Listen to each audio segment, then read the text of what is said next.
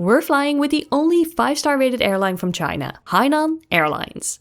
We're going from Tokyo to Melbourne, and this means 2 economy flights. One 6-hour flight on the Boeing 737 to Hainan and a 10-hour flight on their Airbus A330 to Melbourne. Let's see if Hainan Airlines lives up to their 5-star rating or if we made a big mistake. Our journey with Hainan Airlines starts at Tokyo Narita, where we'll quickly check in for our first flight to Haikou and our connecting flight to Melbourne. Or so we thought. The waiting game begins.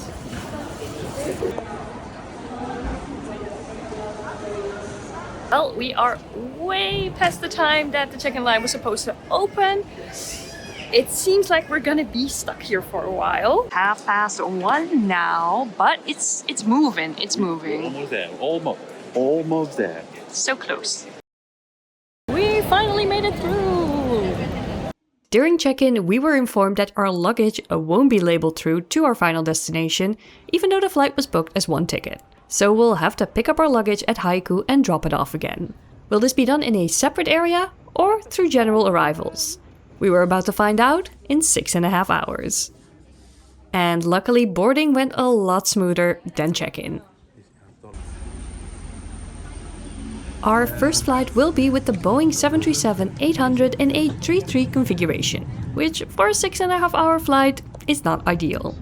As for the seats, they're fairly standard without any special amenities. There is no personal screen in front of you, but you do get an extendable table and this strange thing. On your seat, there is also a USB-A port for charging. The legroom is actually pretty decent, but the middle seat is cursed with an extra blockage right where your feet go. The flight's takeoff was definitely a highlight as we were treated to some surprisingly beautiful views.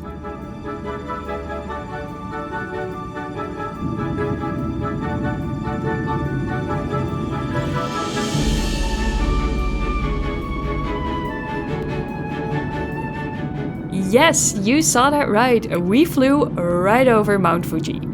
Who needs in-flight entertainment when you have this? Soon after the Mount Fuji entertainment, we figured out what the black thingy connected to the seat was for, and it turned out to be a part of a nifty phone holder. Unfortunately, there was no Wi-Fi on board, so you have to come prepared, which Lawrence did, and I did not. Luckily, they did play shows and a movie on the overhead screens for everyone to enjoy. Time for some food, and we were given the option between chicken and fish. Unfortunately, we found out too late that the chicken came with wood ear mushrooms, which could have turned this flight very unpleasant for the both of us. Fun fact, with most airlines, it's not possible to request a special meal that only excludes mushrooms or other fungi. Back to the food, the other dish was fish and cabbage, and it tasted not great, but the potato and salmon salad was a definite winner. The cake that came with was also okay. Mid-flight, we checked out the bathroom, and sadly, it was already pretty disgusting.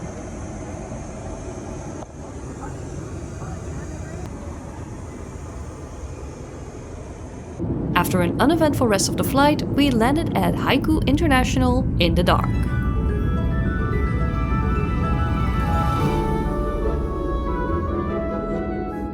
And here's where we finally got to find out what to do next. Alright, let's find out what's up with our transfer. After walking through this maze.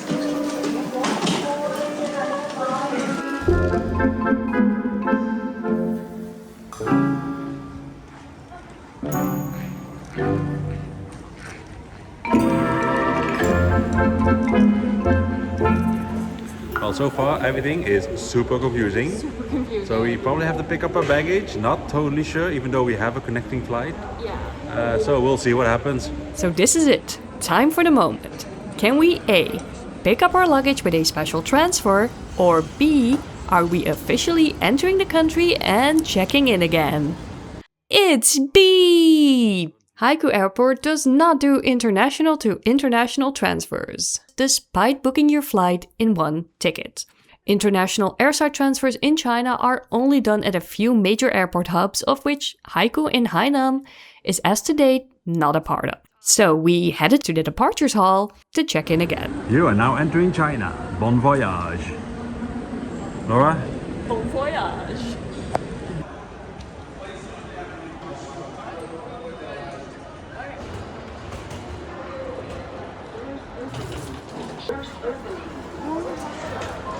Oh, departures! But where is our flight? This looks like a nice counter.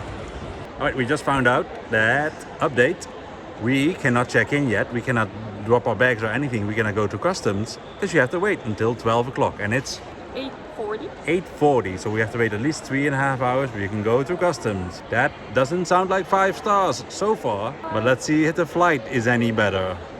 Yes, instead of spending our 6-hour layover lounging around, we had to wait 3 hours in the departures hall until check-in opened again. At this point, we were not very impressed with the whole ordeal. After comforting ourselves with some mediocre at best fast food at the only place that was still open,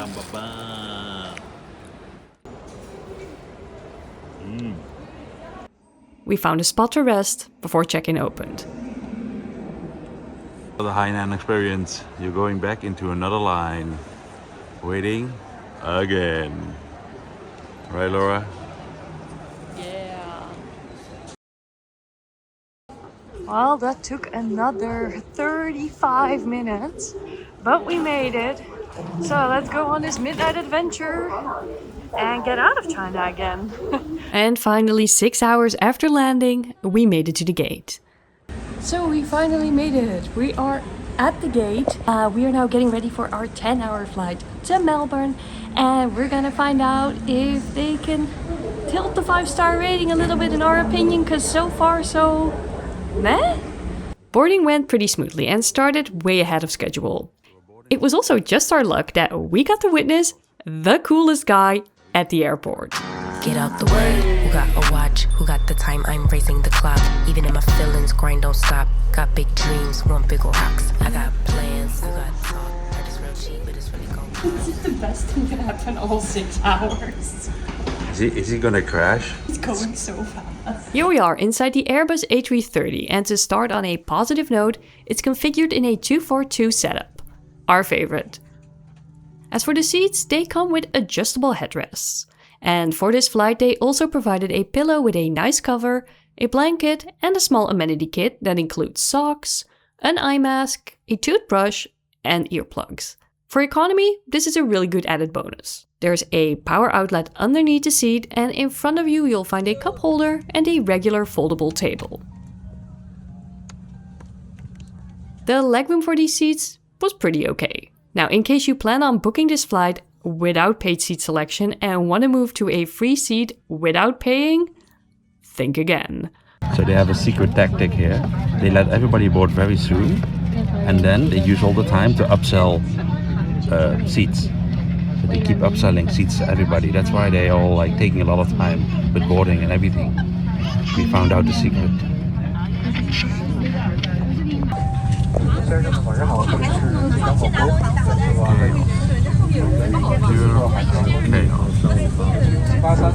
Once everyone boarded, shuffled around, and paid for their new seat, the plane finally departed to Melbourne. Now, as for the first meal, according to the menu, this is the food that was on offer. If it was any good? No idea, because we slept through it. Yes, that transfer absolutely wrecked us, and even though we really tried, we did not manage to stay awake for meal service. After we woke up from our 2-hour power nap, the main food was sadly all gone. But we did get what was left over, which was a salad and a red velvet cake, and both tasted just fine. Let's have a look at the entertainment options, as this seat does come with a personal screen. There's also a remote control, which was not very cooperative.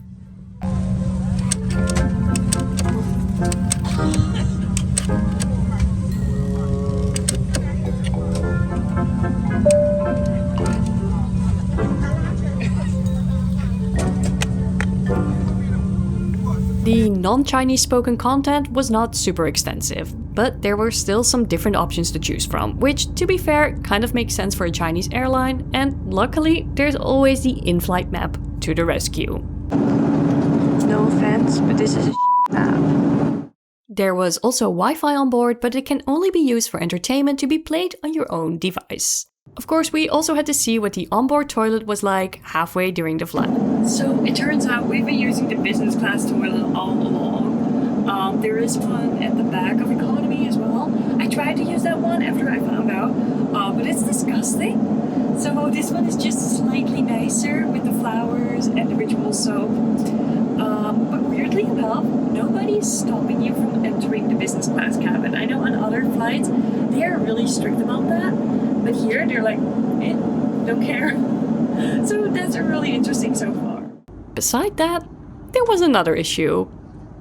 Never, in I don't know how many flights I've taken, I've heard people press that ding button so many times. So after almost having lost my sanity somewhere halfway above Australia, it was time for breakfast. So you're probably thinking there's a course missing, and there is, because both options have mushrooms, unfortunately. So this is all the breakfast we have. Salmon and potato salad, I think. Looked like it. Yeah, pretty good. So no hot breakfast for us, but we did get a lot of snacks from the galley so we could eat something, which was super nice and really appreciated. After 10.5 hours, it was time to land. Or sort of. Because just before landing, we went right back up again. We're almost landing, and then we pulled up again.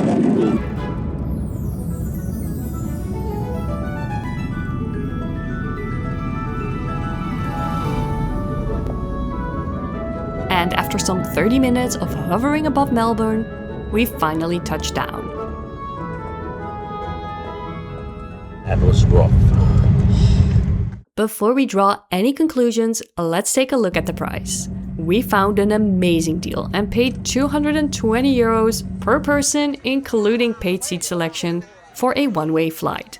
And yes, taking that into account, you really do get what you pay for, which isn't necessarily a whole lot. Based on price alone, this ticket was a good deal. But aside from money, you also pay for it with your time and a bit of your sanity. The whole international transit process at Hainan's Haikou airport is something we will gladly avoid in the future. If we ask ourselves if our experience was something we would expect from a 5-star airline, then no. And sure, it wasn't all bad, especially on the second flight, the flight attendants were friendly and attentive. But judging on the overall experience, this economy product is simply just not as good as other 5-star airlines we've flown with, such as Singapore Airlines and EVA Air. What did you think? Would you say this is a 5-star experience? Let us know in the comments. Thanks so much for watching. Bye! And don't forget that if you want to see more, subscribe to us at Just and Explore. Thank you.